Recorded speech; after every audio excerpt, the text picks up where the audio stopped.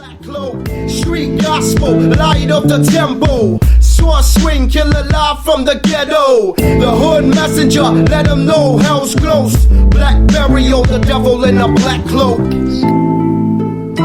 Yo, what is up? All right. It's 2021. I know it's been a minute since we had a podcast. You know, people started unfollowing on the gram because I didn't have a podcast out there, unfortunately. And then, just kidding. And then, people started asking, what's up with the podcast? And I said, we're working on it. But what really happened is this. So me and the whole family got sick. Now, I think it was the Rona. My wife had the breathing things. We had the temperature thing, the cough, all that stuff. We actually didn't test, for various reasons, but we had it. So for 2 weeks, we were miserable. Through Christmas and New Year's, just miserable. Obviously, I didn't book nobody during that time. It would have been very difficult to book somebody during that time because it's the holidays. But we're back today. And I got a great guest today. And we're happy to be back. We're happy for that everybody stuck by us. We appreciate that. Me and Camel have been working hard.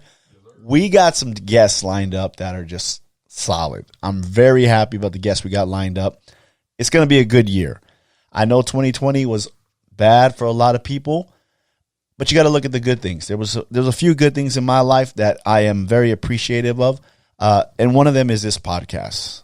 It gives a lot of people a platform to tell their story. It gives glory to God. And we're just happy to keep on producing this show. But today, I got a special guest. And, I got to play some music for this guy, Got to play a little, I think this is like a little sample from Frankie Beverly and Maze, if you go that far back. But this guy I got today, he is a son of God. He is a father, a husband, a brother in the Lord, skateboarder. Definitely a skateboarder. We're going in that order. He's into art, graffiti. He's a muralist. He is a car enthusiast, a motorcycle enthusiast. I mean, he makes things out of wood that are crazy. Once again, I'm jealous. This guy does it all. And if you're ever cruising around Santa Ana and you see somebody doing art, Orange County area, anywhere, kind of look up, you might see this guy, especially if it's a massive mural. But today I want to welcome to the Street Gospel Podcast my friend. I don't know, we've been friends for like 8 or 9 years now, I think. Yeah. But I want to give it up for my man. He goes by Zao One, but everybody in the streets knows him as Damin Lujan. Let's give it up for Damon. Yo, what's up? What's up? How's everything, brother? Oh, it's good. Everything is good. Yeah? Yeah. What you been up to, man? I've been so busy painting murals. But it seems like you called me this week and it finally slowed down for me. So now I'm just catching up, hanging out with the family, doing some stuff around the house. Right. Stuff. I know, because I was thinking, I try to think ahead on guests that I want to have on the podcast, right? And you were on the short list, definitely. I think I had like 10 people that I was like, I got to have this guy, I got to get this guy, I got to get this guy. And then it was like Damon. I got to get Damon out here. And I think one of the main things why I wanted you on the show is you're an interesting guy. Yeah. But I think one of the things is that I've always dug about you is that you're a guy that is very positive. Yeah. And I don't know, man. I think during this time, we had the Rona, and I still have the Rona, and it's just the world seems crazy. I had some guests, but I think I was like, I just want to be positive. And I don't mean it cliche, but I think people out there are looking for just a little bit of hope, just a little glimmer of of things. And when I see you and I know some personal things about you and struggles in a good way, but you always been very, very positive. Yeah. What is that about, man? I know that I think joy is a huge part of my life. And it's a big message that I get to give out. And I know hope is one of them also. And it's just like everything, every day has to have joy in it. You know, because if there's no joy in my life to give out, like what do people want that I have, you know? And just hope and joy are always in my life, and it's always something that is just coming out of me without me trying, without me doing anything. There's always joy. It's always fun. Everything has to be fun for me. If it's not fun, I don't want to do it. Right. It seems like when I watch you, when I see you on the gram, all that good stuff, I always see you with a smile on your face. And even the times we met, I mean, we met, I think, through the gram, right? Yeah.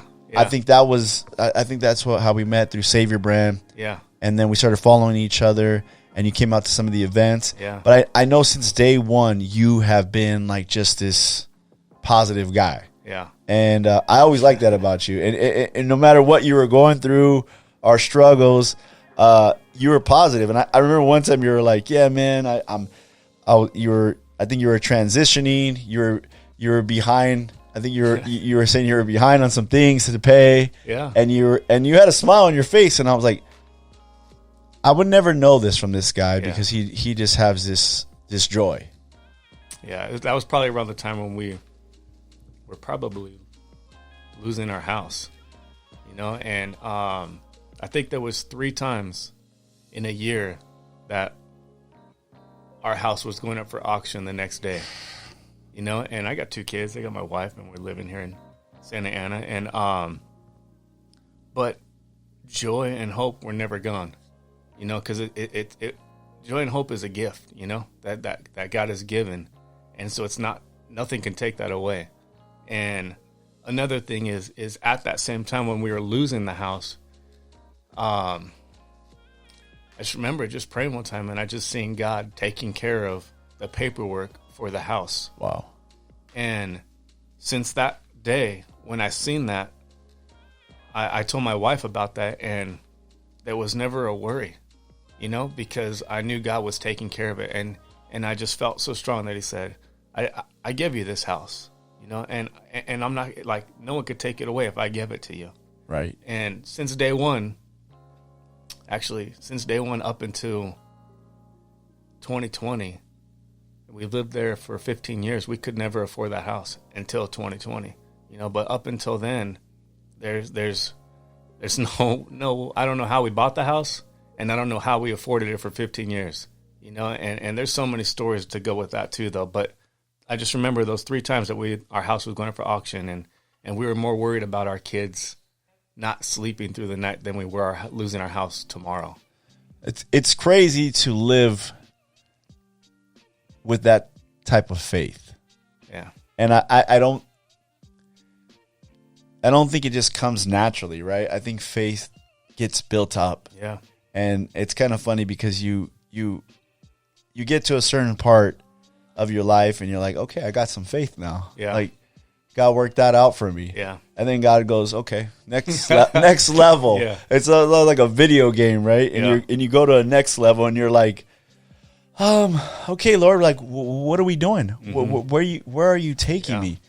You know, and I just, it's very hard to learn faith like that when you don't, and I think Lord teaches us that a lot, even with this whole coronavirus and what's going on in America and in the world. It's like, now God's like saying, okay, there's nothing that you can lean on. Mm-hmm. Like, there's nothing, you can't work it. I'm guilty of this. Yeah. I always been the guy that I need extra money. Okay, I need to go get a side job. I need to go I need to hustle over here, or I can do this, or I can do that. Mm-hmm. And I've always been that guy. Like, okay, we're gonna make it. We'll make it work. Like, I can do this. I can do that. And I learned all last year that I can't do that no more. I wasn't in control of even going to church. I wasn't in control of work. I was in control of going to the store or going places with my family. All that was just pulled out. Yeah. And now it was just like, and towards the end of the year, I got a little down. Yeah. Because I realized, like, whoa. And the Lord had to quicken to me and say, hey, you got to trust me. And what you're saying is, like, that's where you're at multiple times in our life. Yeah. It's what God has done in my wife and my life over the last, 15 years or even more, 17 years now. He's just brought us to a place where, man, there's no doubt, there's no fear, there's no worry, because we know he has us, so anything that comes up where it brings a thought of fear or a thought of worry or a thought of being overwhelmed, like, it doesn't even take a second of my, I don't even let it rob me for a second. Ooh, that's good. Because just what God has done for us has us at a place where, like, it's like a second and my eyes are back on God. Right. Like, if I feel fear come in, if I feel stress come in, depression, just being overwhelmed, lust, whatever it is, anything for a second, I know it's not God. I know my eyes have come off of God, or I know God's trying to speak to me about something around me. Right. So, like, those are just little like reminders. Hey, get your eyes on God. So it's a great reminder. Yeah, it is. So nothing can steal what Jesus has given me. Because it's just reminders throughout the day when my eyes come off God, just little reminders. And again, like I said, I don't entertain those thoughts. I just get my eyes back on God and I let Him take care of those thoughts. It's so crazy to think that, because it's the way we're supposed to live, right? It's all throughout the Word, and we get comfortable. And I remember my friend Billy Hall came here, and I remember the quote he always says, and it really resonated with me towards the end of the year. And I was getting worried. I was getting mad. I was getting angry at everything going on.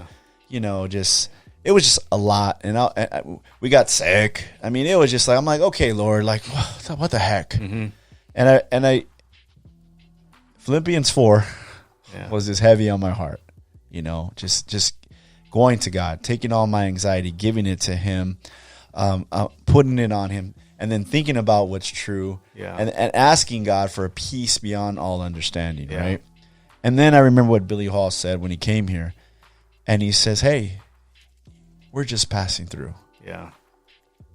He goes, "This is a flight, and we have a layover on Earth, and we do what God's called us to do here on this earth, and we love people and we serve Him, but we got to think of the final destination." Kingdom.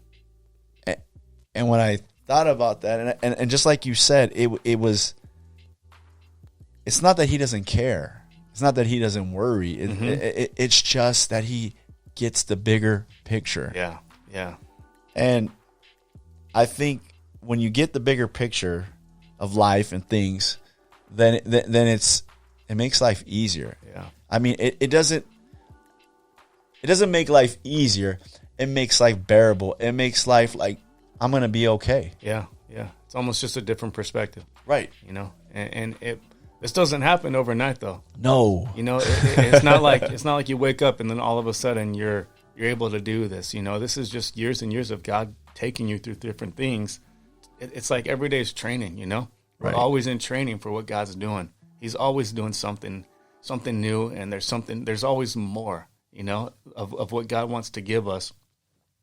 But but we're always in this training, and sometimes I'm like, God, come on, you don't have to show me everything in 1 year, or you don't have to do everything. Oh, can we do it more gradually, Lord? Can you take it a little easy on me for a little bit? I remember there was a year where it was it felt like I was in hell for a year, you know, but looking back, I wouldn't change a thing because that year changed my life. Right. You know, and this is, I was a technician for Mercedes for 10 years, and I was maybe like 7 years in, and a believer, and but I wouldn't say a spirit-filled believer. I was a believer, and I was Christian, and I'd read the Bible and I'd talk to people about God, but it was never like Holy Spirit led. Wow. You know, I would read the Bible because this is what Christians do, and I would share with people about God because this is what Christians do, not because God was telling me to do it. You know, and I know that when there was just one day where I know it was a baptism of the Holy Spirit, and that changed my life. You know, it changed everything, not just my walk, but just everything in my life. It got changed that day, even to work the next day. Right. You know, like I went into work the next day, and this is a long story, but I'm trying to make it short. I just remember feeling like I was in hell, you know, and feeling all these feelings that I've never felt before, but it was terrible. It was terrible, you know, and I'm working on a car, and I can't even work on this car because I just have like thoughts and feelings, and I'm listening. I put on just some headphones, and I'm listening to worship music. It's not working. I'm trying to listen to like encouraging words. It's not working. Texting my friends, a couple of my best friends, to pray for me, you know, and nothing's taking it away, you know, and this was like all brand new to me, and I just like, and I was in this for probably like 4 hours. Wow. And then just like, I couldn't explain it except for like, it was the worst feelings ever. And I just remember walking outside and just walking around for 10 minutes, just praying. And then it was gone. And then so I was like, what the heck was that, God? You know, and I walked back into the shop, and I get back to my stall, and I start working on the car again. And like all of that just poured back on me again. And it was the worst feeling ever. And I was like, what the heck is going on? Like, I wanted to yell Jesus' name out. There's 120 technicians in the shop. It's the biggest dealership in the world. And I just wanted to yell Jesus' name because I didn't know what was happening. And all this stuff was falling. I go outside, and I'm, again, walking around praying. It's gone after 10 minutes. And I didn't know what the heck was happening. This is all new to me. And I walk back into the shop, and I don't know what happened, but I just start crying. And I'm like, what is going on, God? You know, and I go back outside, and I'm just like, just feeling like a failure, feeling like just all these worried about money stuff. I never worried about money. I never felt like a failure before. All these feelings, I didn't know where they were coming from. And I get outside, and I just remember hearing God, when I'm praying to him, and I hear God said, Damon, why do you always make things about you? And I'm like, oh my gosh.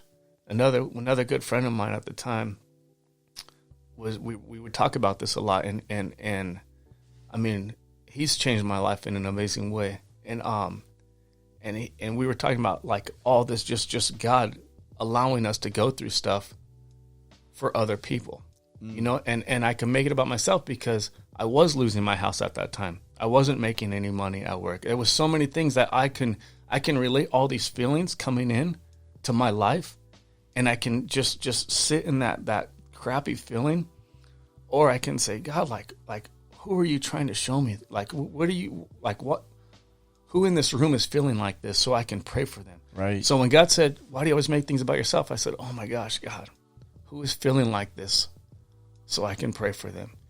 And there's 120 guys in the room, in the garage, you know, in the shop. And he shows me this one guy. Wow. And I'm just like, oh man. So now I'm working on a car. I'm feeling all this stuff, but I'm interceding for this guy over here, you know? And then now all that piece is back. You know, I'm not feeling like I'm in hell anymore, you know? And so like just praying for this guy. And I went and I talked to him. I was like, hey, I need to talk to you later, you know? And he could tell it was something crazy going on with me, you know? And he's like, do you want to talk right now? I was like, no, let's just talk after work. And this was 100% brand new to me, you know, so I didn't know what to do with it. And I just remember going up to him, or he came to me after work, and he's like, hey, what's up, man? And I just didn't know how to even talk to him about it, except for I just shared everything that I felt and everything that I did, and all my prayers. I told him everything that I was doing. And he says, everything that you just explained is how I've felt for the last 3 years of my life. Wow. And I was just like, oh my gosh. I was like, this is like, I can't even take 4 hours of this. And this is how you live every day. And I said, this is why Jesus came, to set you free from this. Right. You know, and I got to share just hope and Jesus with him. I didn't lead him in a prayer because I didn't feel like I was supposed to. He's a believer now. But I know that, like, I just explained how he was feeling for the last 3 years without even knowing this, you know?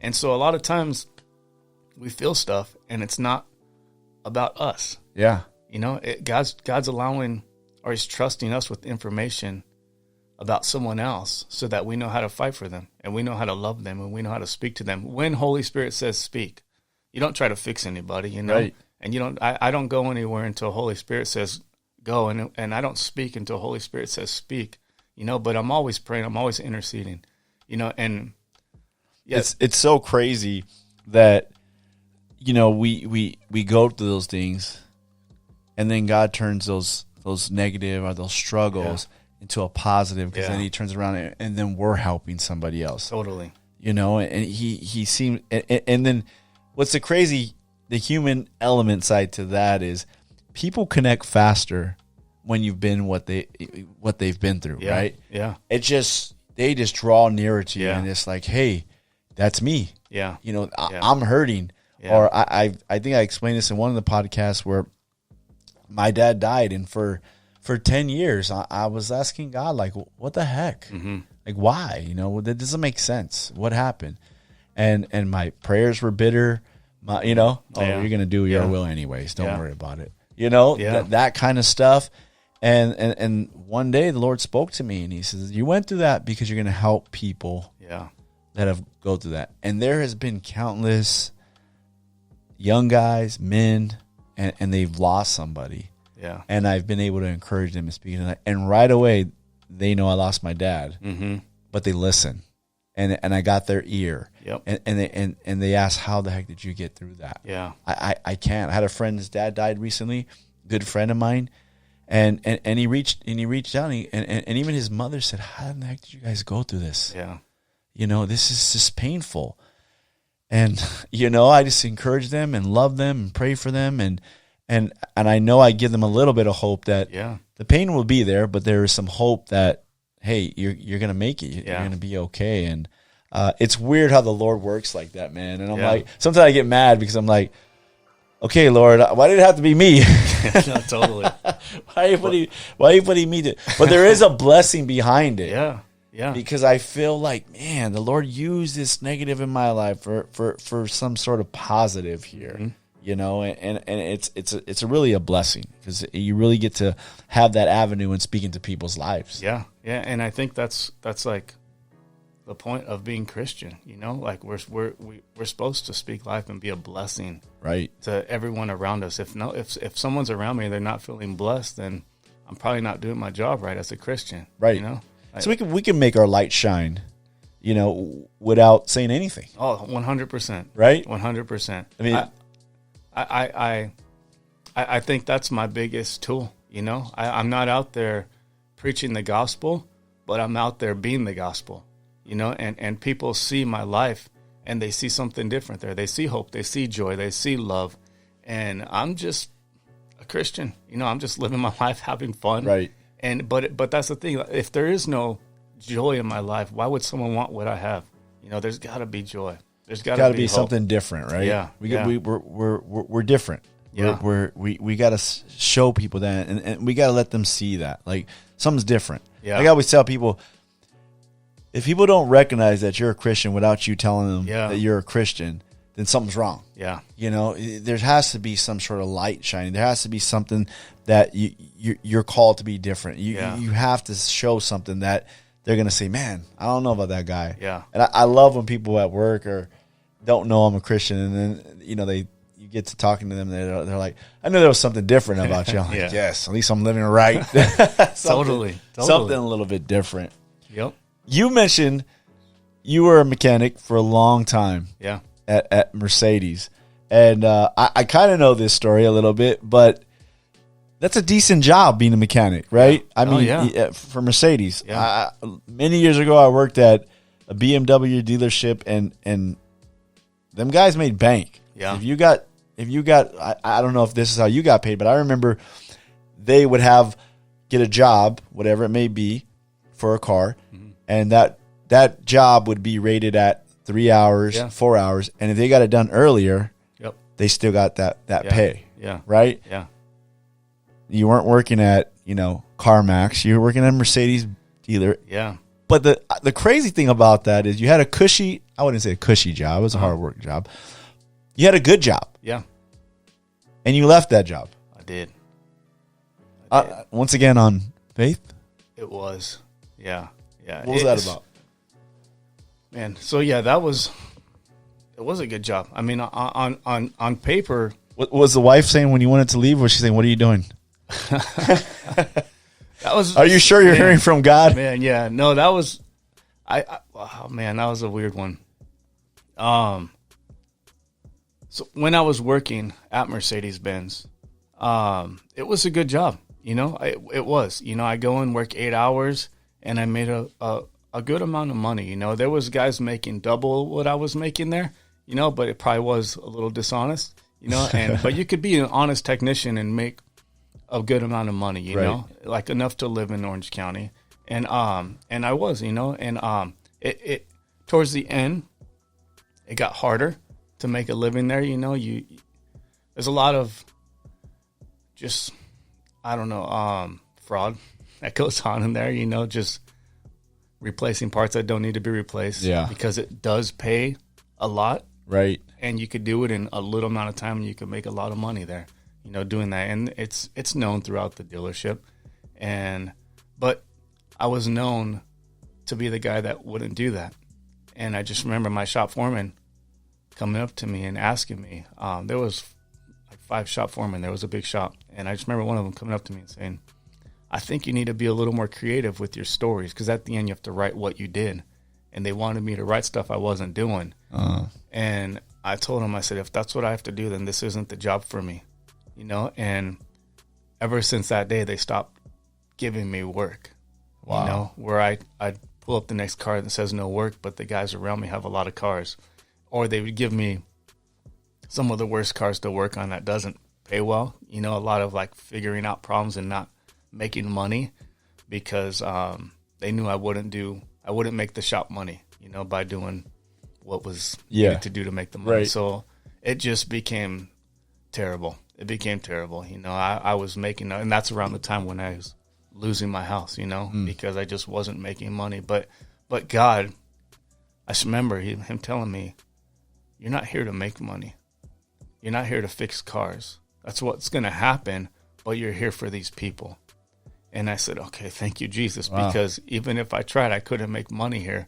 But I know he's going to take care of me because he told me that, and I'm just here to love these people, and he's going to take care of the rest. So I would go to work and not worry about making money and just be praying for and interceding for these people. And like that first guy, there was a different guy every day that God was showing me about. Wow. And I would get to go talk to that person and, hey, like this sounds crazy, but God just showed me this about you. And it would be 100% right. And I would just get to pray for them. Crazy. It was crazy. And it's crazy because it takes a little bit of boldness to do that, right? Yeah. Like there's a lot. I believe that God speaks to all of us all the time. Yeah. And to act upon it is a totally different thing, right? Yeah. There's always those times when it's like, hey, go up to that guy. Yeah. And you're like, oh, Lord, it's still there. I'm in the grocery store right now. Yeah. Like, I just got to get this stuff and leave. No, you should tell that guy. Just tell him something. Yeah. And I'm like, no. And then you get in the car and you're like, man, I messed up. I should have just said something. Yeah. That could have been the next totally Greg Laurie or something. Yeah. What is him? But it takes a lot of boldness to do that. It does. But I think for me at that time, if I didn't do it, I was feeling what was attacking them. And that was worse. Like I said earlier, like it felt like I was in hell. Like I understand why people who are going through this do take their lives if they don't have God. It's tormented. You know, it was terrible. Yeah. It was terrible. And I was just like, I'm not going to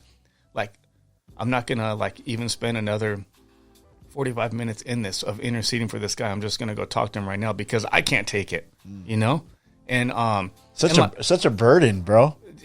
You know what I mean? Yeah. That's like a heavy burden. Oh, Like people yeah. say, "Oh, I had a burden for this guy." Yeah. You know, but just to feel overwhelmed, Yeah. praying for somebody, and then finally, like, I'm just gonna go tell him. Yeah, yeah, and that's the thing is like, because I am prideful and selfish, you know, when and I do make things about myself.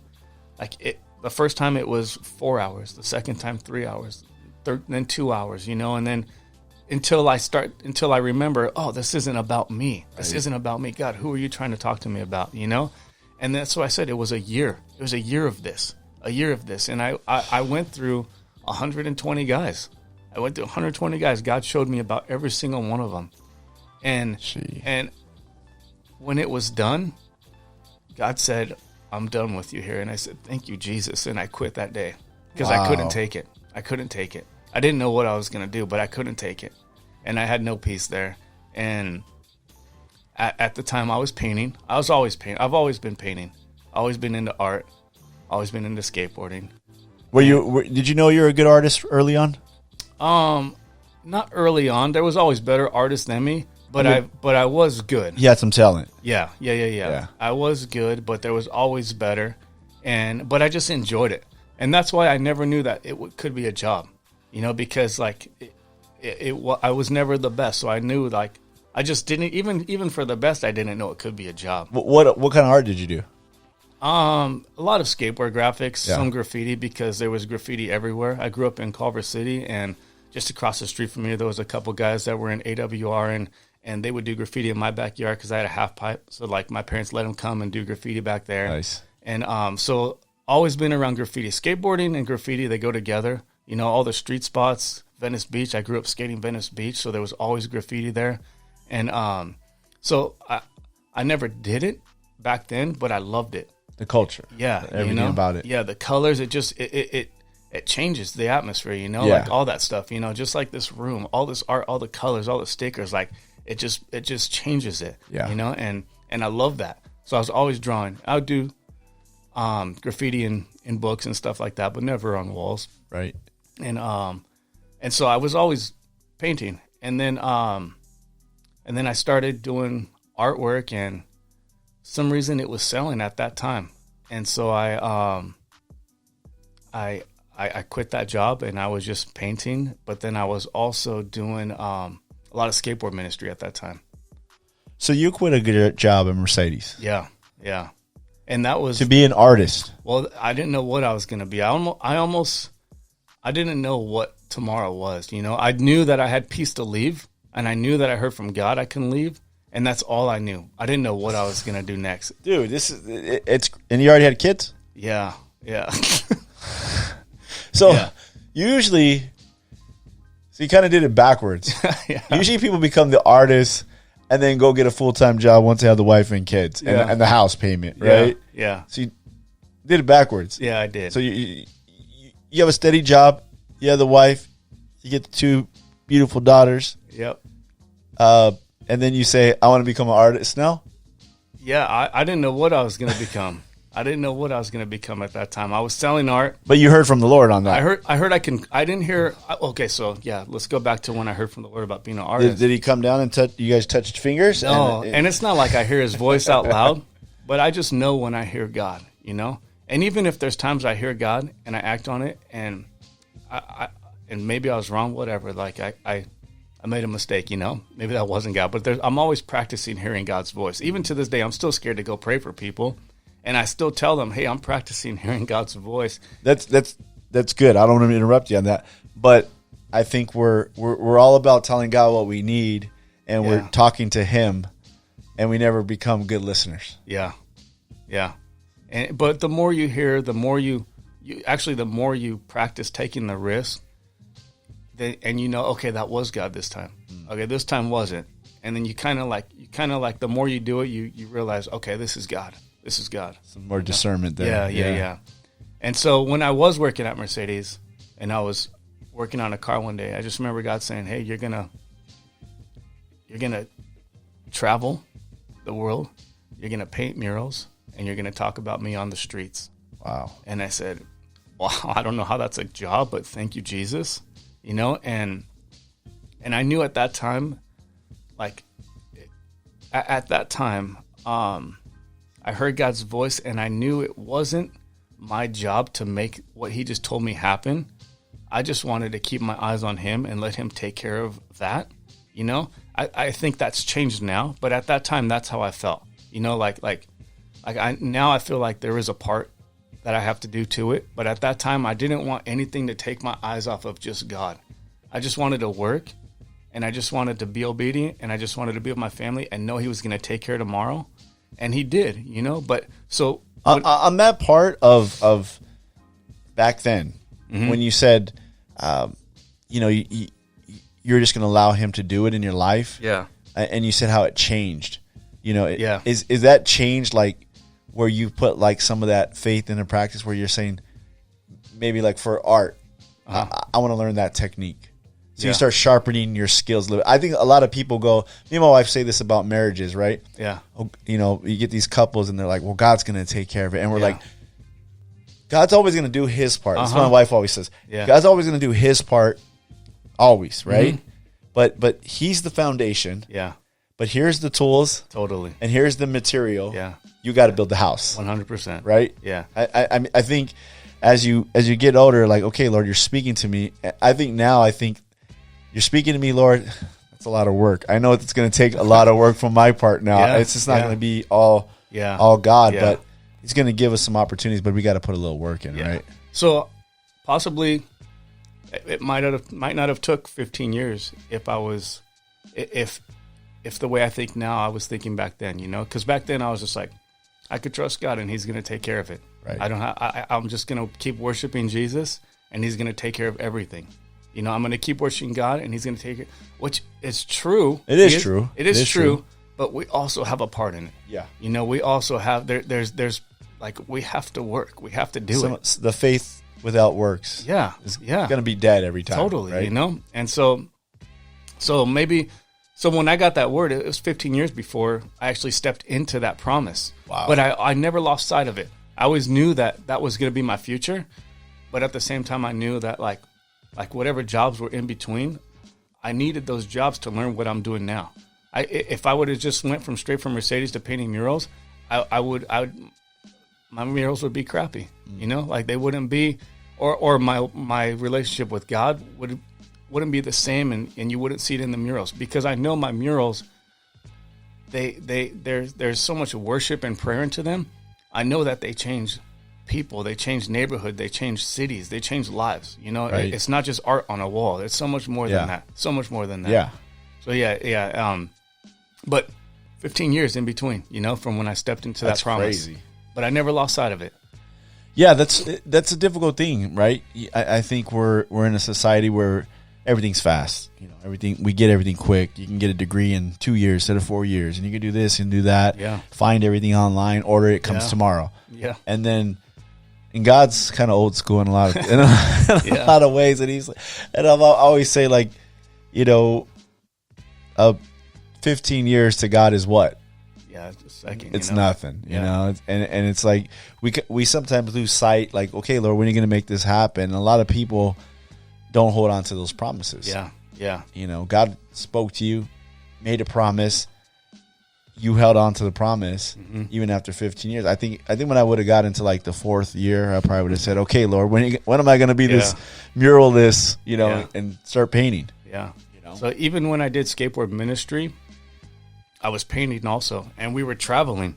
We were going a lot of places, and I was painting, I was skateboarding, I was speaking, I was praying for people. And so like I was like, oh, this is it. You know, this is it. You know, but it wasn't. It wasn't it. There was always like, oh man, He wants so much for us. Right. You know? And He wants to provide, and He wants us to live and just He has so much for us, and I'm still not living in all that He has for me. And so if that fell so short of it, You know, that skateboard ministry, I loved it, and it's still amazing. I'm not saying the skateboard ministry fell short. I'm saying that fell short of God's promise. Right. You know, that God wanted to give me more than just that. You know, and so I think it was like 2 years I did skateboard ministry and just doing art, and this was after I quit Mercedes.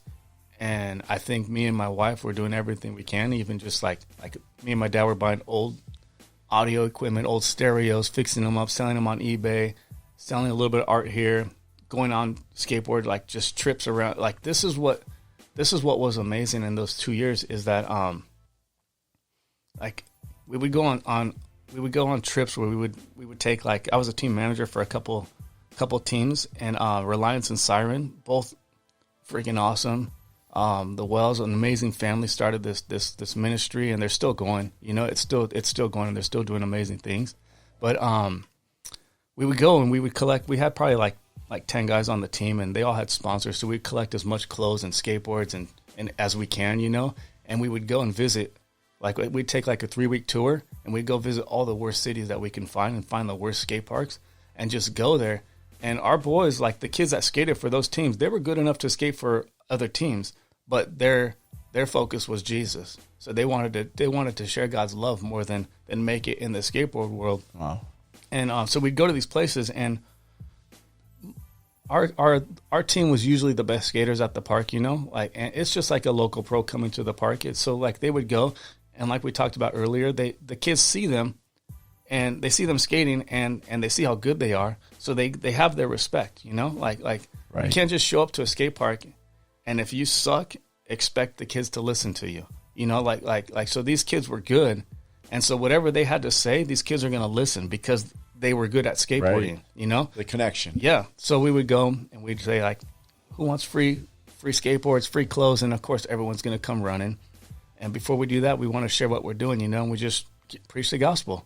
And then we just pray, and then we just pray for kids. We saw so many kids come to Jesus. We saw people getting set free and people being cured of cancer. So many things we saw just being out there in the streets, you know. And then at that time, we had an online thing so that these kids could go to, because we didn't know what church was around there. We'd tell them to get connected into a church, but we didn't know what churches. So we had a website they can come to, and every skater had a different night that they were on teaching a Bible study. That's cool. And so, like, these kids could come in and listen to other skaters teaching. And so it was super dope. And I mean, we did that for 2 years, you know, and then just everything we can for 2 years. And then this is, like, I don't know how to explain it, but, like, I just knew that was done after 2 years. Like, I don't know how to explain it, except for, like, I always know what God's going to do next. You know, like I just when I'm talking with God, I know when time's up at certain places, and I know when I'm supposed to start something new, and I knew the time was up there. You know, that's good right there. I remember I used to be in a band, and you know, and you can feel the band start dying out. Yeah. You can tell, like, it's time. And I would pray, like, Lord, give me something else, because I need something else. Yeah, totally. I just need to keep working for you. And then Savior brand came, and I did that, and then it was started, you know, coming down a little bit, and I'm like, Lord, okay, what else do you have for me now? Because I need something else. Like, I just need something. And then it was the podcast. Yeah. And I was like, boom. And it's weird how the Lord works like that. He's like, okay. Yeah. You had that ride, and you learn. It's not wasted. You learn so much stuff. And then he goes, oh, I got something else for you now. Yeah. Another assignment. It's really cool the way the Lord works like that. Yeah. And so for those 2 years that I was doing skateboard ministry, and even a little bit of breakdance ministry, and then wait, you're a breakdancer too? Yeah, I love breakdancing. Bro, where did this come from? I think just from the 80s. Bro, I'm gonna have to put on some music when we're done. I got some cardboard in the garage, bro. We're gonna see what you got here, dude. I don't got much. See, this is. I don't got much. You're like Brian Sumner. He came, and I'm like, what else do you do? He's like, I write books and teaches and skates and jujitsu, and I'm like, bro, I just get jealous of you guys, man. Yeah. Just so many things that you do, man. Anyways, I suck at graffiti. I love art. Yeah. I can't dance. I can two-step all day, bro. Yeah, I can't make nothing with wood. I can burn wood. Yeah. I can go in the backyard right now. I'll burn it, dude, all day. Yeah. So cool though. I love that God uses those talents, man. Yeah, and that's the thing. Like I get to speak at a lot of schools, and a lot of it comes out through Instagram. I don't know why I get invited a lot of places through Instagram, and they say, "Can you come speak to our kids?" And I'm like, "Yeah, of course." Or sometimes schools will ask me to come paint a mural, and I said, "Yeah, there's one thing though." And then they're like, "What's that?" I said, "I'll come paint it if you let me speak to your students." Wow. And then they always say, "Yeah." They always say, "Yeah." And I can't talk about Jesus a lot of times, but I could talk about hope and love and dreams, right, and their future. And that's what I do. I just go and I speak. So good. I speak hope and I speak dreams into them and I speak future into them, and I talk about love. And that's what I share. For me, it's art and skateboarding. And for the kids, it could be photography, cooking, anything, whatever it is that there's something that they love to do. Right. Like I get to share with them. There's a future for that. Like where you are, I've been through so many jobs, but I was never stuck because I knew my future was in painting murals and traveling and talking about Jesus because God spoke that into me 15 years ago. Yeah. So I knew wherever I wasn't stuck there because I knew what my future was, and I didn't know that there was art. I didn't know that you can do that for work, and so now I get to share it all with all these kids, like just hopes and dreams and not to settle for less. Yeah. Not to settle for less is the biggest thing I get to share with them. So good, man. And they're not stuck. They're not stuck, Yeah, the kids nowadays need some hope. Yeah. I mean, a lot of these kids, they unfortunately don't get it at home for whatever reason. Bad parenting. Maybe their parents both work and they just don't have enough time to invest in their kids. And the kids need that. They need to see some hope. They need to see somebody that made it. Somebody that, I think that's the hope of the podcast, that somebody's listening and goes, hey, that's the way I'm feeling. Or that guy made it. I can make it. Totally. There's nothing I can't do, I think that's key. I think when I met you, it was kind of the tail end of that stuff. Yeah. Right? Yeah. I think we met through, and you came out to a street gospel we did. I think you came out to the first one we did. And for those of you that don't know, I used to do an event in Huntington Park, and it was called Street Gospel. And it was graffiti. We would have bands, DJs, food, and it was just a good get together. And I think you came out the first one, and that's the first time we really met in person. And I was just like, I love this dude, man. This dude's a good guy. I love his attitude. It was always refreshing. And I remember you got a job for a particular brand. Yeah. Did you want to talk about that a little bit? Oh yeah, for sure. Because how did that come about? So those 2 years, 3 years maybe when I was not working, I was doing a bunch of other stuff, skateboard ministry, breakdance ministry, and then selling some art, but then also selling stuff on eBay. I also was working for Hasoi and Dogtown and a couple other brands, just helping them print graphics and shipping stuff out for them, and doing all that other stuff on the side too.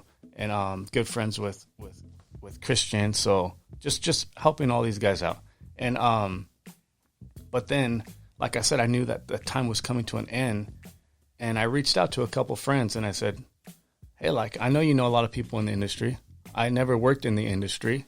I don't know much about it. I don't know where. I knew I would start at the bottom, but I said, if there's any jobs out there, let me know, And he's like, well, I'm going to go to, or he set me up with another friend. He's like, hey, this friend's about to go visit Obey. He's like, if you want to get a tour of the place.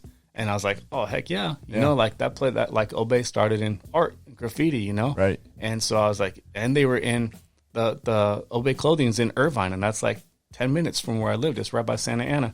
And so I was like, yeah, I'll totally go. So I went down there. I met his friend, and he just took me on a tour of the whole place, just showed me everything about the place. And then I wanted to see the art department, and I got in there, and I couldn't get out of there fast enough. I was just I just got this weird feeling, a spiritual feeling, it was dark in there. I was just like, oh, get me out of here, Yeah. And what he didn't show me was this one area, but when I walked by, I seen it. and he showed, and it was like a little workshop. Like there was like some art on the walls, not much, but like I just seen like tools around and some cool stuff like hanging around, you know, and I was like, what the heck is that little part, you know? But he didn't show me that part for some reason. And then at the end of the tour, like he just asked me, he says, so when do you want to start working here? And I was like, what the heck? Like I didn't even come here for a job, but like, and at that time I was still doing skateboard ministry. So I was like, I could start tomorrow, you know, but let me pray about this, you know? I didn't tell him that, but I'm just thinking like I could start tomorrow, but let me pray about this, you know? And so I, again, prayed with a couple of my best friends. And then, so did he know anything about you? No, that was weird. He just offered the job. Yeah. So you were just on a tour. I was on a tour, and then maybe his friend said something. I don't know. But it ain't like that was my first time meeting him, though. It ain't like you walked in there with a portfolio and said, this is everything I've done. No. That's and crazy. So I know this is God. And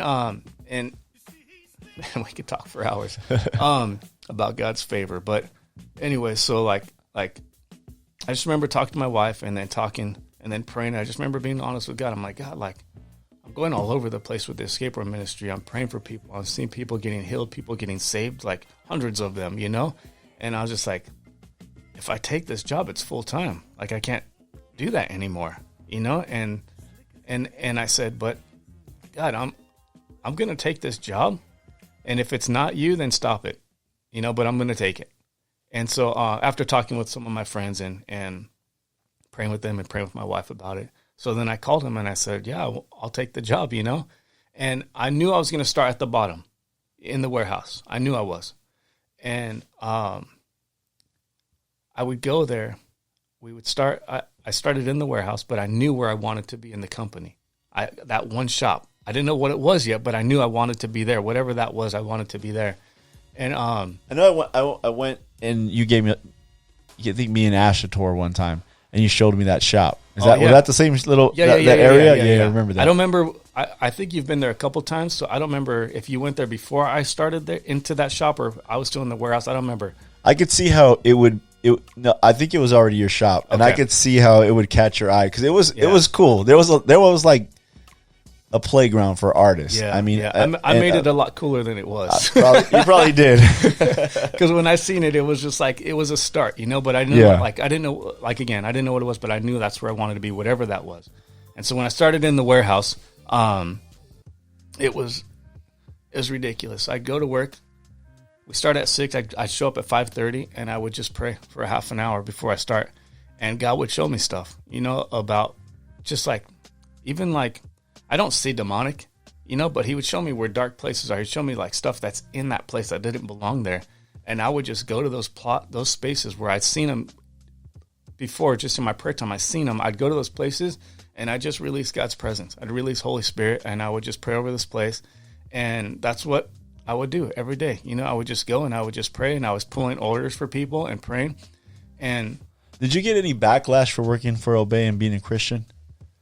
No. Because there was some times when people would be like, you know, like, oh, I don't know about that brand. And I wore Obey for year from the beginning. Yeah. I mean, I got pictures so old, and it's like first shirts that Shepherd made. Yeah. And then the stickers were, of course, very popular. Totally. I remember that too. But I remember people telling me like, oh, you like that brand? And I was like, yeah, I think it's cool. I think it's clever. I like the graphics and stuff. And Christians were kind of like, oh, I don't know about that brand. Yeah, see, that's the thing though. It's like But I think it was weird that God put you in that warehouse again. Yeah. Like you did at Mercedes. Totally. And but just like I think those are the places we're supposed to be. You know, as believers, that's why because of skateboarding, because of graffiti, I get to go to places most Christians wouldn't want to go. You know, I get to go to the dirty places and the dark places and just bring life and bring light. You know, even at times without saying a word, like we talked about earlier, I just go and I release God's presence everywhere I go. Everywhere I go, every building I go into, I pray over the place. You know, and I just release His presence, because once you release His presence, like nothing can get rid of it. Right. You know, and darkness has to run. Like Right. everywhere that I go, because God lives inside of me, the enemy has to run. When I know who I am and I walk into a place and my eyes are on God, then the enemy doesn't stand a chance in that place powerful, because God just showed up. Yeah. Not because Damon showed up, but because Damon showed up. Because God inside of me, like just this authority that Christians carry, Right. that can change the atmosphere, that can set people free. Yeah. You know, and this was all, I was learning this while I was working at Obey. I'd go to these places and I would just release his presence, and that darkness had to go. And people would start asking me questions without me saying a word. Like I had questions, and this was like almost every day of like the first 2 weeks that I worked there. Almost every day someone would come to me like, "What are you doing here?" And I'm like, "What do you mean?" And he's like, "What are you doing here?" And I'm like, "I'm pulling orders." And they're like, "No, like I feel like you're a doctor for this place." Wow. And I'm like, "What the heck?" And I'm just like, man, and I tell them, I said, like, I'm praying when I'm here, you know, and God shows me stuff. And they would say, "What does God show you about me?" And I'm just like, are you freaking kidding me, God? Like, that obvious, you know? Like, I don't tell people I'm Christian. I just show up and people see something, you know? Yeah. And I just work and people see something. I don't have to prove it. You know, God does that. Like, and so another time someone says, like, just randomly, "I think God sent you here for me." And I'm just like, are you freaking kidding me? And this is everywhere that I go. Like, I remember reading in the Bible one time when Paul was in prison and there was the earthquake and the doors were open and he was about to leave. Or no, the guard was about to kill himself. And Paul says, "No, like, I'm still here." And then he says, "What must I do to be saved?" And I said, "God, why has no one ever asked me that? Like, if I'm living a Christian life, someone should be able to say to me, 'What must I do to be saved?' Without me saying a word." Wow. And ever since I prayed that, like, people come out of nowhere and just say, "I want to hear about your God." And I'm just like, whoa, this is crazy. You know, like I could be at the biggest motorcycle show in California, and people come up to me every time and they say, like, "Can you tell me about your religion?" Wow. And I know it's all because of that prayer, but it's also because of my Instagram. Like, people from other states will show up at shows and they'll know me because of my Instagram. And I don't have many followers, but they know me because I love motorcycles. I love lowriders. I love custom cars. I love skateboarding. And they come up to me and they said, and this was 2 years ago. I remember this show, and 30,000 people, and they come up to me and they say, "We don't care. Like, we didn't care who we met, but we had to meet you. Can you tell me about your God?" And I'm just like, oh my gosh, you know, and I get to tell them about my God, right? You know, and people will always, "I don't understand how skateboarding and lowriding and Jesus mix, and how are you so open about this?" You know, there's companies out there that are in this industry that follow me on Instagram that tell me later, years later, after knowing me, years later, they tell me, "I was never open about my faith until I seen your Instagram." And this is because I probably worked at Obey. I think you made it cool. Yeah. Right? I always thought you were cool. I always trip out, like, even with your Instagram, the people that follow you. Yeah. You know what I mean? Like, I'm always like, it's crazy. This guy follows Damon too. It's what the crazy. Heck? You know, and I think sometimes with our Christianity, I mean, the world's perspective of Christianity is kind of warped a little bit. Yeah. I always felt it was my job to be the best representation of a Christian as I can be. I'm not trying to toot my own horn here, because this is what the Lord spoke to me. I might be that person's only interaction with a Christian, or only good interaction. Yeah. Right? Yeah. I'm not trying to throw the Bible down their throat. Yeah. I'm not trying to just beat them up. I'm not trying to take their money or whatever else it may be. I always felt like the Lord always told me, like, just be a good representation of me. So if they ever get in a realm of bad mouthing Christians, believers, and maybe they have some bad interactions, you know, or bad experiences with some Christians. Mm-hmm. But at least they can look back and say, but Dave. Yeah, totally. Or but Damon. Yeah. But I remember Damon, man. He's a Christian too. And that dude, You know, and There's I always something. felt like that was a strong calling. Like, I got to make sure that whatever artist or person I bring the podcast or whoever I meet, Yeah. that at least that person will have a positive It's a reflection of Christ. I still get text messages from certain people, like people that I've looked up to my whole life, and I get a text message and I'm still like that little kid, you know, be like, oh my gosh, you know, like, and this is in the graffiti world, the skateboard world, the car world, all of that, you know. I get text messages like I'm friends with so many people that are as big as they get in the industry, you know, and I'm just like, what the heck, you know. And I know it's just favor, you know, it's just God that puts us out there to be in part of these people's lives, like just, and then just they just see Jesus, you know, they see God through the Instagram, they see God in your lives, and just like I said at Obey, you know, people saw something, you know, and they didn't know what it was, and they would ask me, and I got to share what it was, and I just know after just working in the warehouse, I was only in the warehouse I thought I'd be in there for a couple of years before I got to where I wanted to be in the company. I was only in the warehouse for like 3 months at the most. Wow. At the most. And I just remember praying and hearing God say, like, hey, talk to the manager and let him know where you want to move into the company. And I was just like, false humility was like, God, no. Like, I just want to work. Wow. I just want to work and let my work show for me, you know? Like, I don't want to tell anyone because there was about 4 people that wanted that position that have been there for years. And I don't want to just come in here and just like I don't want there to be competition. There was already like in the warehouse, like instead of working, they would just put people down to try to look better. And I'm like, all you have to do is work, not even hard. Yeah, you just have to work, and then you're gonna grow in the company. You just have to work. Yeah, you know, you don't have, and I would just show up and I would work, and I was moving up really fast, and I felt like God said, hey, talk to the manager, let him know where you want to be in the company. And I was like, God, no, like, I just want to work.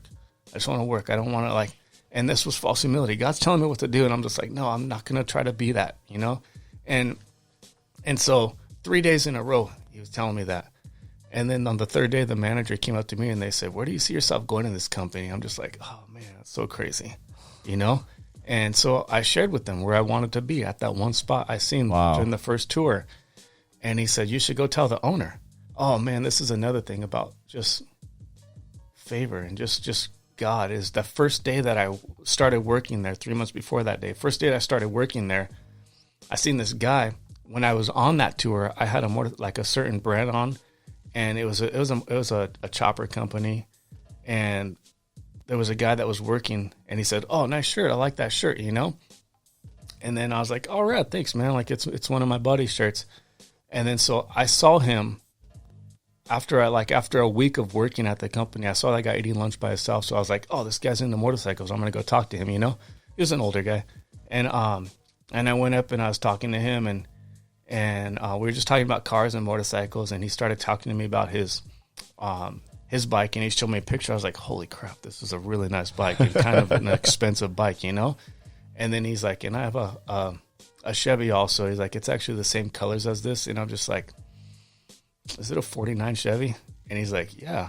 And I'm just like, oh my gosh, like that's one of my favorite Chevys out there. I know your car because when you showed me the colors of the bike, and he's like, I got a Chevy like this. I knew the car, and I was just like, my friend built that, and my other friend painted that. And he's like, whoa, you know these two guys? Wow. And then I'm just like, yeah. And then so like we had so much in common already, you know. And then I go sit back with the warehouse guys, and we're just eating lunch, and they're like, that's one of the owners of the company.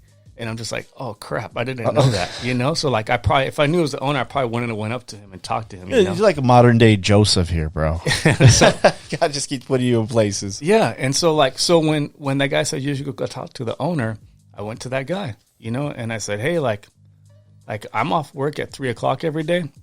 This guy stays here till 5. When I clock out, can I just come and intern or be with him for the last 2 hours, even if it's just sweeping up the shop, you know? I was like, because this is where I want to be. And then he said, he's like, well, I didn't know you, like, he's like, you do this kind of stuff, like you could build stuff, you can paint, and I was like, yeah, that's what I love to do. And he's like, do you have a portfolio? I was like, no, but I have a website. And so he went on my website, and he's just like, wow. He's like, I didn't know you could do this stuff. He's like, we're not hiring for that position. But yeah, you can come do whatever you want after you clock out and go be with him, you know? And so I would do that every day, you know? And maybe like, I say every day, but it was maybe like 2 days. And then the art director went to that owner the next day after I talked to him. The next day after the art director went to the owner and said, hey, we need someone to build signs and to paint signs for us. We don't have anybody right now that can build displays. And the owner says, someone just came to me yesterday from the warehouse, and they said, call Damon, have him come over here and build this sign, and we'll see where it goes. So then I went the next day, I built that sign, and that just became my job, my position. Wow. Yeah, and it was just crazy. So like, and I'm just like, you guys are getting stuff printed and made, but this is like a company that started in art. I was like, I can hand paint everything and build everything by hand and save you guys money, and it'll be like art, you know? And ever since that day, like, I tell people, my job is arts and crafts. I built stuff, I built displays, I built little things that go inside stores and that'll catch people's eyes. And I built like hundreds of them because we'd ship them all over the world. And I had my own wood shop, metal shop, art studio. And just for 8 hours, it would just be me and God. And we would just be creating, and I'm just praying, and I'm listening to the Bible. I'm listening to messages from my favorite messages, my speakers. And like almost every day, someone would walk into my workshop, the art studio, and tell me what's wrong with their life. Wow. And I got to share hope and love and joy and peace almost every day. People would come in all the time and just tell me what's going on with their lives. A lot of times I got to talk about Jesus, but not every time. You know, like there's times when you can feel it like, no, this isn't the time, you know, but you just talk about hope and you just listen. A lot of times I just listen, right? You know, but they would always call me, and they would always come to my workshop and just need hope, need peace. It's so crazy the way the Lord works like that, you know? I think I always say when we get to heaven, it's going to be that guy, that warehouse guy that you spoke to for 30 minutes one day, and he's going to come up to you and go, hey, remember me? Yeah. You know, it's such a, we never know where that goes, right? Yeah. We never know how much hope. God knows, you know, and God puts us in places, but it's weird that throughout that whole career and even now, how God has just put you in places of I wouldn't say like this high stature, but a place where people look to you. Yeah. Hey, this guy likes motorcycles, has a nice bike, likes lowriders, graffiti, skateboarding, and so many avenues where you're able to just touch. It's not just one thing, but it's multiple things. Mm-hmm. So amazing, man. It's just tools, you know, like, and we all have tools, but these are the tools that God uses so that I can go places and just be hope, be love. Pretty much, I'm not saying that I'm God or anything special, but be Jesus in those areas. You know, just go and you just love people everywhere that you go, and He uses tools in our lives to get us places that normally we couldn't go. You know, crazy. Yeah, I remember when you. We'll get into a little bit, but I had to be I was a little worried because when you decided to leave Obey, and I'll tell you why I was a little worried. Because for some reason I would always get passes to the employees' warehouse sale. Yeah. I don't know how many years that was in a row, but twice a year you would hook me up, and I would hook the kids up massively. Yep. So I mean, Damon's hookup was like worth, I don't know, thousands. By the time you left there with the kids, I mean, we would just kill it. But you decided to leave. Yeah. Which I know that was another big step of faith for you again. Yeah. Where did you go? Because you were still doing pretty well there. And then you got into the loser machine. You started doing things for him now. So now you're growing a little bit. Dark Seas, Obey, doing all their stuff for them. And basically to say, okay, let me guess. Once again, the Lord spoke to you? Yeah, 100%. 100%. And I could still be there right now. I loved my job. I didn't love Obey. I didn't love Loser Machine, Dark Seas, but I loved my job, and I loved the people. Amazing people there. And but still doing art on the side, still doing art on the side and working at Obey and Losing Machine. And I just remember, again, I knew my time was coming to an end there. I feel like God shows me 2 years before, like, it's going to be over. And I know, and I knew I needed a replacement. So I asked if I can get an assistant, and they said, yeah. And I knew I was training my assistant. And so I brought a friend in, and I just showed him for a year. And since the day I hired him, I told him, I said, hey, you're going to be my replacement. I'm not going to be here much longer, Wow. And he's a good friend. Like, he wouldn't go tell them that, So like, so we would just work together, and he was a believer. So we got to just listen to worship and build and create. And, but I knew, I knew it was coming to an end. I didn't know when. I just knew it was coming to an end. And then at that time, Shepard got to paint his first mural in Orange County off the 55 freeway in Baker. And so, I got to be a part of that mural, So like there was 5 guys painting the mural, and I just got to go be a part of the mural, and I was painting it every day. It was only 5 days, but I was painting it with them. And then, one of my good friends, Brian, he gives me a call, and he said, he's like, hey, I got this opportunity to paint a mural. And he says, but I don't paint murals, And I said, hey, I'm right down the street from you, because he worked at Kia at the time. So he came and over to the mural, and he saw it, and he's just like, holy crap, And I told him, what they're asking you to do, we can totally do it. Like, this is easy, And he's seen that wall, and he's just like, dang, we can do it, Is it a big wall? That one was, I think, 6,000 square feet, And it's pretty big. It's pretty big, yeah. It's a good one. And so you had no hesitation about doing that? What's that, working with my buddy? Or No, it's a 6,000 square foot wall. Oh, no. Spray paint, like... You were... Spray paint is like I just remember in those times when I wasn't working or I was doing a lot of things, I just remember like I felt like God said, hey, paint with spray paint. When I was painting one time, I was just worshiping God, and that's how I worship. I paint while I worship, and I went and I bought spray paint, and I fell in love with it. And I was just like, I'm never painting with anything else again, because you could paint something so big so fast, and I just fell in love with spray paint. So like painting. That's the craziest thing to me is when you have, I seen your new one right there off the 55 too, driving home from work one day, and then you posted it. I looked and I seen it, and I go, that has to be Damon. Okay. And then you posted it the next day. Awesome. Right? Is that by down the street from the hospital, right? That white building, and you put some faces on the side of it? Yeah. Right? I didn't know what it was, but 55 and First Street, right? Yeah, right in there. So I'm driving north on the 55, That's and I look funny. up, and I seen it, and then I think the next day you posted it. I seen that today. Oh, yeah, that's right. I remember that.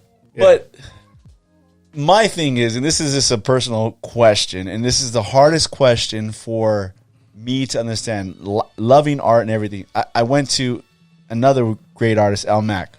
I went to Miami last year. He has a massive piece on these 3 buildings. I mean, it's 3 figures. And so my thing is this: that big, and your faces are huge, and you paint this big thing. How do you get the perspective? I don't understand. How do you understand? This is how big his nose needs to be, or this is the size of his head. That's always confusing to me. Even with regular graffiti artists, I'm like, how do you know that's how big it is? Yeah, I just don't understand. It's I think it's a gift, because like I could walk up to a wall and say it's this wall right here. It's whatever, 12 feet long. I could walk up to a wall, and if they say they want this word painted on it, I could just, like, I don't know what it is. I just know how big each letter has to be. And it always just comes out right in the center. But the good thing about spray paint is if it's not, you can move it a tiny bit, Right. Or you could put the 3D on that side because there's 6 inches more room on that side. So I'll make the 3D go that way to make it even, But when it comes to faces, that's different. And there's a couple of different ways to do it. You know, like Shepard, he prints out 100% size of the building on paper, which is gnarly. You know, and then Right. and then he has interns coming in and labeling and cutting them up so that when we get to the wall, we know that this one goes here. And it's like a huge stencil. Even that's crazy. Yeah, that's kind of crazy. But that's how he does it, and it looks amazing, you know. And there's other people that grid it out, and they do it according to a grid, and that's kind of crazy too. To make a grid like Yeah, I've seen that 6,000 before. square foot grid is like pretty gnarly. Luckily for me, my partner on most of the big murals is a Photoshop master, and he can do it in minutes. You know, just make these faces on Photoshop, and we bought this projector and we project it onto the wall, and it puts it at the right size so Nice. that we don't have to guess. You know? Right. At first, like, it took a little talking me into it, probably my pride, you know, like, this is cheating, you know, like, this is kind of cheating. And The grid thing's cheating too. same thing, yeah. You know, Yeah, I mean, you could count stencil as cheating too a little bit. yeah, you can, you know, and but it was my pride, and even in the beginning, I wouldn't post that on my stories. Like, you would never see that I use a projector, you know. Yeah. And he would post it on his, and he's like, "Oh, you're gonna lose all your street credit," you know, joking around. but no, I tell people it's projector, you know, because like it saves time, and time is money, and that's why I do it, you know, Right. to pay the bills, you know. Yeah. And so like, and it comes out perfect every time, the right size. You know the size of everything. It's right there. You Right. just project it at nighttime. We go out the day before. The night before, we project it to the size, and you trace it with spray paint. You come back the next day, and you do all the art. That's You know? crazy, man. Yeah. So the faces of Santa Ana. Yeah. Is that That's your Brian, yeah. that's Brian? That's Brian Peterson. He started Okay. Faces of Santa Ana, and he started it out painting portraits, like 22 by 36 portraits of people experiencing homelessness, and he gets to know them, paints their portrait, sells it. Half the proceeds goes to them. Brian, the account's in his name. It's a love account, and they come to him and be like, "Oh, I need this, or I need this, and I want to stay in this hotel, or I want Wow. to." And we've seen so many lives changed because of this. You know, we've seen people that are no longer homeless, families reunited, all because of art. All Yeah. because of art, you know? And so Brian got asked to paint a mural, and he said, "I don't know how, but my friend does." So then, ever since that first mural, so this is right at the end of Obey. Brian calls me, says that he comes and looks at the mural that we're painting for Obey, and then so we go and we do the artwork for this one building. It was pretty long. It was probably 20 feet tall, 150 feet long, and they didn't know what they wanted, but me and Brian knew what they wanted, because this sounds crazy, but we pray about what art we're gonna paint, and God will show us what to paint.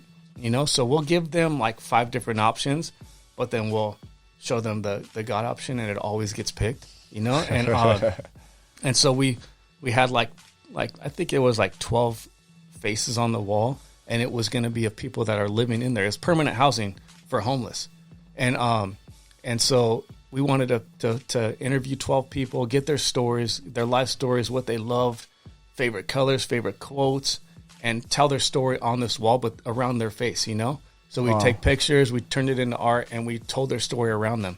And that was a big step for Brian and I, you know, because, again, false humility. You know, I'm not Shepard Fairey. I can't charge this much money for a mural. Half of me wants to give murals away because I just want to give to everybody. But then at the same time, like years of doing art, like when I'm done with something, I'm like, dang, I just made $8 an hour. You know, by the time I charge them, like I you know, because of Your false time, humility, all that stuff, because I'm nobody, you know.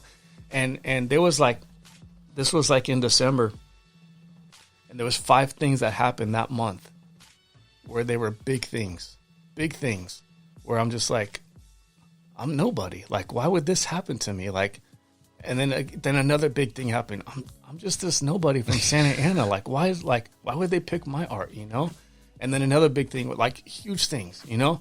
And then like when it came to the 5th one, I'm like, oh my gosh, I think God's trying to show me that I'm somebody, you know. And then and so like God was teaching me my worth and my value, and also my identity in Him, Wow. You know, and to see who I am, who I was created to be, and see how much I'm worth. And then at the same time, there's speakers that have changed my life over YouTube videos.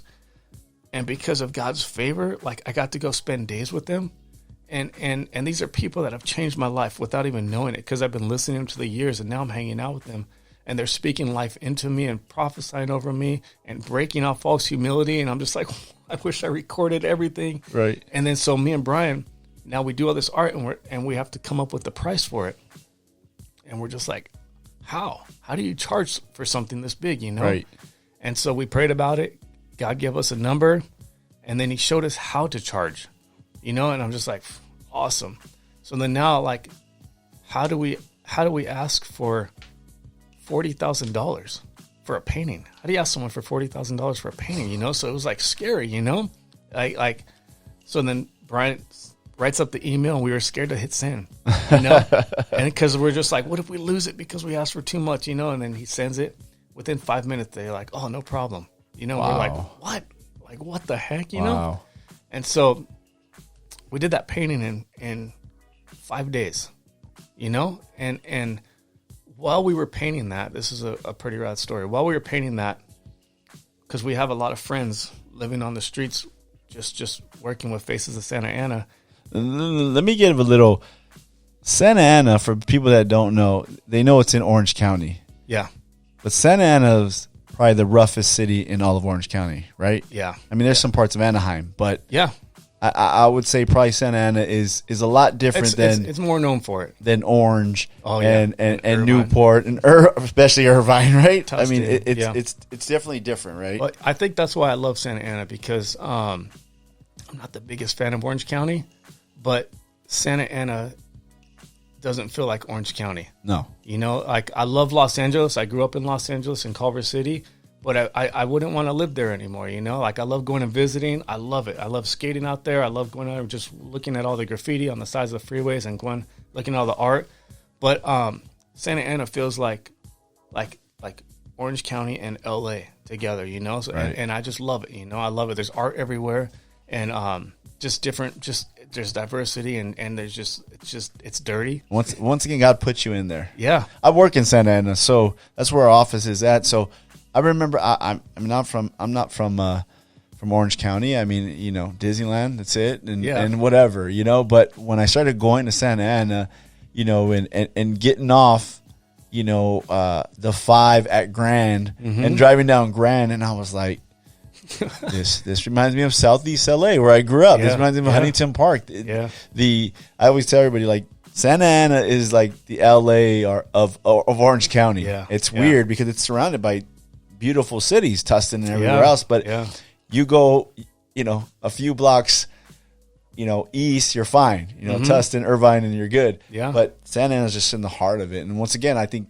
God probably put you right there for a reason. I love that though. You know, like I think that's the skateboarder in me. The skateboarders see the world differently. Right. You know, like everything is a skate park to us. You know, and I just love the dirty areas. I love those. It just reminds me of skateboarding. Every time I go to downtown in Santa Ana, which is just like a couple minutes from my house, I just wish I was either skateboarding or painting. You know, like I love it. I love it. I love seeing the homeless and just going and hanging out with them and talking with them. You know, Right. and you won't see that in a lot of other cities. But so we're painting this mural, and it's permanent housing for homeless for people that just came off the streets. And one of our friends walks out of the house, and it's someone that Brian painted probably a couple years before, and her name was Pam, and man, we love her. And she walks out of this house, and we were like, me and Brian are painting. We're just like, Pam, like you got permanent housing. You're no longer homeless, you know. And we were just so stoked for her, and she was so excited when she's seen us, and she's like, "Do you want to see it?" And we're like, "Of course we do." So we stopped painting, and she's like, I just need one thing, you know? And she's like, I just need something to hang my clothes on. And so we go into her house, and we walk in, and there's nothing in there. There's a bed and one like dresser drawer, like a small little one thing, you know? And her clothes are all in a pile, and there's nothing in that place. And I'm just like, me and Brian look at each other, and I was just like, we could do so much more than that, you know? And so I think we took, I think it was just like $2,000 is all we did. You know, like Brian took 1,000, I took 1,000. We gave it to our wives, and Brian's like, go shop for this lady, like make her house like a home. You know, so they went to IKEA, they went to all these places, and Brian came and he got Pam and he took her out for a day. You know, I don't know if they went to Disneyland or whatever they did. They just were gone for a day, and then the night before, my family, my kids were all building this IKEA furniture, and we take it to her house and we just set up her house. You know, and for everything that you would need, everything that you would need, and it was a home. You know, and so like. And we filmed it all. For some reason, we filmed it all, building everything. We filmed it, her reactions, everything. And then we were just like, we need to do this, like more of these, you know? And so our wives, Brian's wife and my wife, started a nonprofit called Home Bless. Wow. And that's what they do, you know? And we're about to do another one in a couple weeks. And now we work with organizations that say, hey, this person just got a home, or this person, or they pick for us and we go meet them, or they go meet them. Our wives do. They find out what colors they love, everything they love. And then we raise usually about $5,000, you know, and we try not to take furniture anymore because that was just a hassle storing it. But we just raise money. We go buy them everything new and build a home for them, you know, because you walk into some of these houses and it's just, they're still depressed. They're still lonely. You know, they just came out of community with all their friends and now they're by themselves, even to the point where now they're on suicide watch because they're by themselves. And you just make that place a home. And now this lady's family comes and has all their holidays there. And she's just like alive now because of just homeless, you know? Transformation, you know, where somebody just had, you talk about, when you're homeless, there's very little hope. Yeah, you know, and to go from homeless to that, I mean, that's huge. And so me and Brian, we painted a mural in that first one on one of our walls. We asked the manager if we could paint on their wall, and for some reason, I said let's paint a Volkswagen bus, and then Brian said let's paint a pink one, and so we painted a pink Volkswagen bus and all these flowers. And she walks in, she's like, "How did you guys know?" We're like, "No, what?" She's like, I had a pink Volkswagen bus. She's like, that was my favorite car. I drove everywhere in that thing. And we're like, what the heck? You know, it's just so. That's crazy. And so now, like, I go back to work the next day at Obey. And I walk into my what used to be my dream job. But now my dreams have been upgraded. Yeah. You know, and I think we constantly need to upgrade our dreams. And we're never dreaming big enough. We always have to dream bigger. And we always should be upgrading. And so I walked into what was my dream. I mean, there's a chopper right here, skateboards everywhere, graffiti, art, wood shop, metal shop, everything that I love, lowriders, everything that I love is right here. And I was just like, I can't do this anymore, God. I can't do this anymore. And I because I tasted what God was doing, and then this wasn't it anymore, you know. And then at the same time, when when Brian and I charged $40,000 for that mural, and we did it in 5 or 6 days, I was like, God, this is more than I make in 3 months. And then he says, now you have 2 months to go walk the streets and talk to people about Jesus. Wow. And right then I was just like, oh my gosh, this is it. This is what you showed me 15 years ago. And I said, okay, God, I need to quit my job this month, because if I don't, I know I'm disobeying you. I said, I don't have a mural tomorrow. I don't have anything tomorrow. I can work until the next job comes. But if I don't quit before January, I'm disobeying you. I was like, I don't know how to do this. Like, you have to show me how to do this, God. No, it ain't obey anymore. It's disobey. Now it's obey God, you know? Yeah. And so, like, I'm praying this to God. And my wife knows that I'm going to leave soon, like, or that my time's coming to end, but she didn't know I was praying this to God. And then she sends me a text message the next day when I'm at work, and she says, I feel like we're supposed to work on your resignation letter tonight. And I'm just like, oh my gosh, like, I was just praying that yesterday. And instead of God showing me the answer, he gave it to my wife, which is 100 times better. Now I don't have to quit and explain to my wife why I'm quitting, because now we no longer have a paycheck. You know, now we have 3 kids in a house in Orange County. I love when the Lord speaks to the wives, man. I know. It's like an assurance, like, okay. Yeah. Cool. So much better. Yeah. And so I think I gave them a month's notice because my job wasn't like a normal job, you know. And and I finished my time there, and that was 3 years ago. And now I'm full-time artist painting murals. 2020 was our best year ever. You know, like we've never financially made this much before. We've never been able to pay our bills, and we've paid every bill. We're like a month ahead. Wow. You know, we so many things, you know, and it's just, it's one of those mentors of mine told me I need to stop visiting God's favor and I need to live in it. And then that changed my life. What do you mean by that? So I think I would just like visiting God's favor, just knowing God's kingdom, and we're not living in it. Like God's kingdom is up here, and we're living in this realm. But instead of visiting, live in it. Live in this kingdom, Right. and live in his favor, live in his promises, Stay there. live in his gifts. Yeah. You know, like he has so much for me, and I'm just visiting that. Wow. And he says, just stay here, live in this kingdom, live in this favor. And and God is just like ever since then, like I just see everywhere. I see God moving, working. I see God, what he's doing. And my family is just blessed. You know, I'm not saying that you're not going to be blessed by not. God just always has more for us. Right. And he never wants us to settle for less.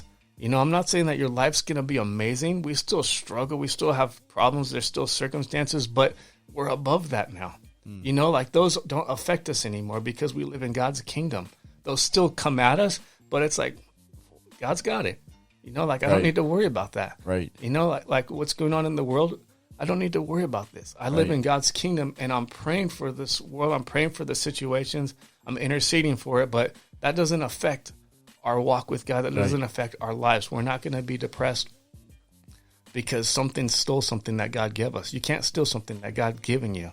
You know, he paid the price 2,000 years ago for me to walk in peace and love and joy and patience, and nothing can take that away from me because God gave that to me. Right. And he paid the price for it. So no one could steal it, you know, because it's always there for us. This is for everybody.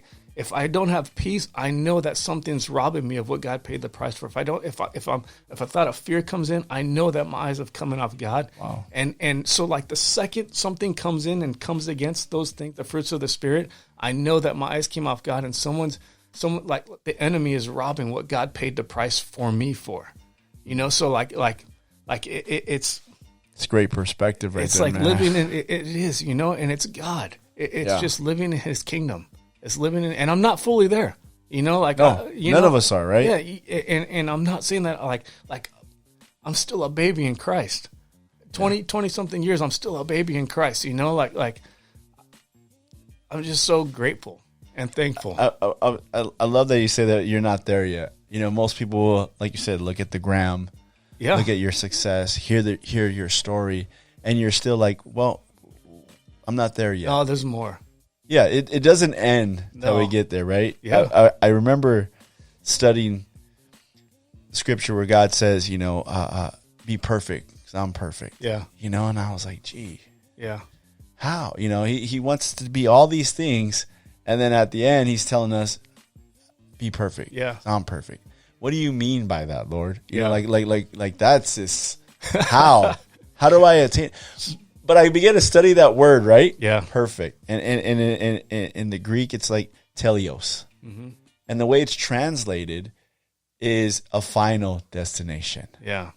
Like we're working our way there. Mm-hmm. And if you think about like telescope, Mm-hmm. television, telephone, that little prefix tele comes from that, a final Yeah. destination. You know, a telescope, I could see Yeah. it's there. I know and it's I'm there. working my way there. Yeah. You know, and It's a I journey. kind of relate. Yeah, exactly. I work my way through it like I'm in a boat and I'm looking through this telescope. I see land. Yeah. There's waves, there's wind, there's everything. But I'm working my way I'm gonna get there. there. Yeah. And Yeah. I just love that perspective, man. And that's why I wanted to have you, man. Yeah. Because love it, dude. I love your perspective, and I think that during this time, we got to go back to that, and we got to show people out there that maybe are down right now, that have lost their jobs, are hurting, don't know where their life's going, don't know where this world's going, to give them some hope and some perspective on, yeah, God has a plan. Yeah. And there's more for us. Yeah. I mean, like I said, I know I even struggled as a believer, you know, the ending of last year and just, man, Lord, what the heck? This has been rough. And then I had to recalibrate, man, and I had to ask God to help me. And then I began to think, like you said, and what about that guy over there? He has no hope. Yeah. There's nothing. What does he have? And I'm like, gee, man, it's heartbreaking. What is the missionary being, you know, in a communist country? What kind of joy does he have right now? Like, really, you know, our person going through cancer, our homeless person, you know. And I was like, forgive me, Lord. Like this is not what you intended for me. Yeah. You know, and doesn't mean that it won't rain on us, you know, but it Lord, I'm supposed to be the light. I'm supposed to help people. I'm supposed to be, you know, show them that there is hope, you know. And well, it's raining. Yeah. Well, it's raining. Yeah. 'Cause they see that. Yeah. Yeah. Good stuff, man. I love it. Good stuff.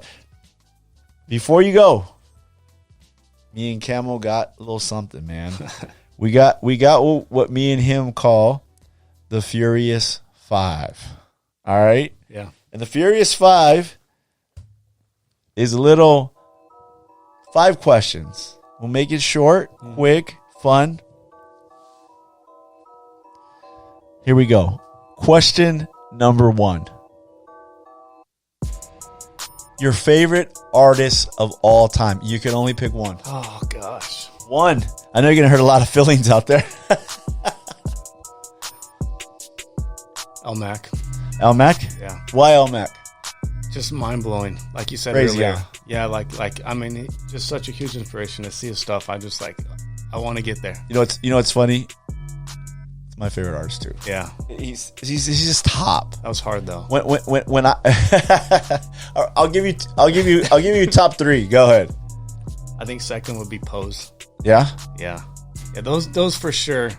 Pose early did everything, right? He was very successful early on and done a lot. Yep. For sure. Those are my top 2. It's crazy because their styles are different. Yeah, really I love different both too. of them. Yeah, I love them both. So good. I can't argue that. All right, question number 2. Put you on the hot seat again. Favorite skater of all time? Like, that's too hard. Favorite skater? Mike Carroll. Mike Carroll. Yeah. I never heard of Mike Carroll. I'm an average skate guy. I know the popular dudes. Mike Carroll. Yeah. Who do you skate for? Girl. It's his company now. Okay. Him and Rick Howard. That was a hard choice between Rick and Mike, but Mike Carroll. What? Why? Just everything. I mean, from the 90s skateboarding, growing up skateboarding, like I've always loved his style. His frontside flips, everything he does looks so amazing. Yeah, Mike Carroll. Nice. All right. Question number 3.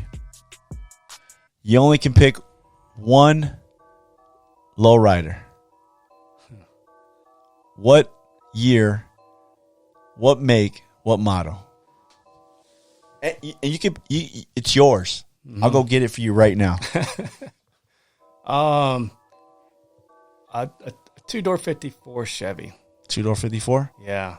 Yeah, but I don't know if it's like lowrider or chopped. Like they're both so good. Maybe lowrider style. Really? Like the dope paint job. Yeah, like a crazy paint job. 54 Chevy. Mine's a 67 Chevelle. I know it's not that old, but 67. I had one when I was young. Yeah. My grandfather gave it to me. It was beat up, and I had to sell it because I had to get a reliable car. Yeah. But I love that car. Yeah. I was dating my wife when I got it, and it has the bench seat. Mm-hmm. So I would armor all that seat because when we turned sharp, she would just slide right over, bro. That's awesome. Yeah. 54 all right. Chevy. 54 Chevy. Mm-hmm. Question number 4.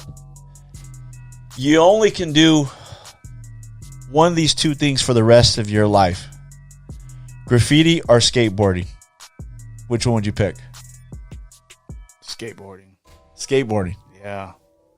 Yeah. That's it. That it's been in my life since the beginning. How old were you? Probably 6. Now I'm 43. That's crazy. Yeah.